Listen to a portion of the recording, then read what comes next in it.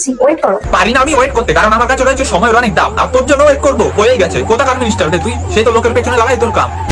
তোকে দেখে তো মনে হচ্ছে 16 বছর বয়স তোর সবে। আর রোজ যখন করেছিস রিপ্লাইটা নিয়ে ক্ষমতা থাকলেই হবে। একটু মনে করে প্রার্থনা করে নে যাক তুই ভক্ত। আর ভিডিওটা দেখার সময় কোনো জায়গায় বসে নেই আর মনটাকে করে ফেল শক্ত, কারণ এই রোস্টের চোটে হয়তো তোর ফুটো দিয়ে বেরিয়ে যাবে রক্ত, দিয়ে বেরিয়ে যাবে রক্ত, দিয়ে বেরিয়ে যাবে রক্ত।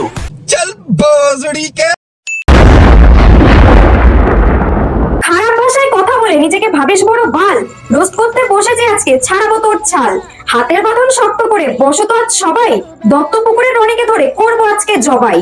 अभी बदत है भाई, अभी बदत है। তোকে দেখে তো মনে হচ্ছে 16 বছর বয়স তোর সবে। আর রোস্ট যখন করেছিস রিপ্লাইটা নেওয়ার ক্ষমতা থাকলেই হবে। अरे कौन भौंक रहा है ये बदतमीज? 16 বছর বয়সে তোকে দিতে পারি ভরে। দিশানা পেয়ে তখন তুই চিৎকার করবি জোরে জোরে। রোস্ট যখন করেছিস রিপ্লাইটা নেওয়ার ক্ষমতা থাকলেই হবে। রোস্টের রিপ্লাই দেওয়ার ক্ষমতা তোর আছে নাকি ভাই? চল তাহলে রেডি হ, তোকে আজকে ধরে করবো ছাটাই। ভিডিওটা দেখার সময় কোনো জায়গায় বসে নেই আর মনটাকে করে ফেল শক্ত, কারণ এই রোস্টের চোটে হয়তো তোর ফুটো দিয়ে বেরিয়ে যাবে রক্ত। बाजड़ी के রোস্টের নামে কিস্তি তুই প্রমোট করিস ভাই। তোর কথা শুনলেই বোঝা যায় তুই আমার চুলের যোগ্যতায়ও নাই। আর রোস্টের আগা মাথা বুঝিস নাকি তোরা? তোকে দেখলে পরেই তো মনে হয় তোর মাথায় গু ভরা। আমি টনিক চাই না, অন্য কিছু চাই, দেবে কিছু চাই, দেবে। অন্য কিছু চাওয়ার আশা করিস না তুই আর। রোস্ট করতে বসে অন্য কিছু চাস কেমনে?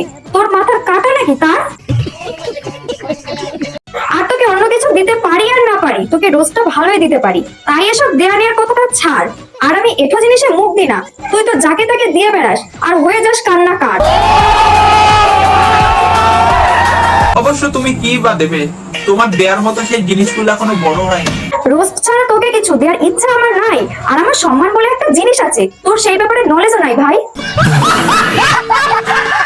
যদি সম্মানটুকু থাকতো তোর, তাহলে মেয়েদেরকে দিতিস না আর গালি। আর তোর মুখের ভাষা শুনলে বোঝা যায় তোর ব্রেনটা পুরাই খালি। এই ভাই তোমাদের মতো হচ্ছে তো কবিতা? দম দেখার ইচ্ছে হলে চলে আসো আমার ঘরে, আগে করাবো তেল মালিশ, খেলা দেখাবো তারপরে।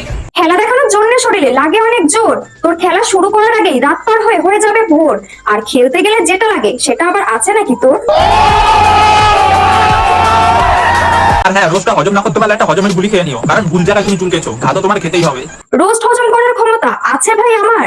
আবারও তুই অশ্লীল ভাষায় কথা বলে প্রমাণ করলি তুই একটা বড় সড় মাপের চামার।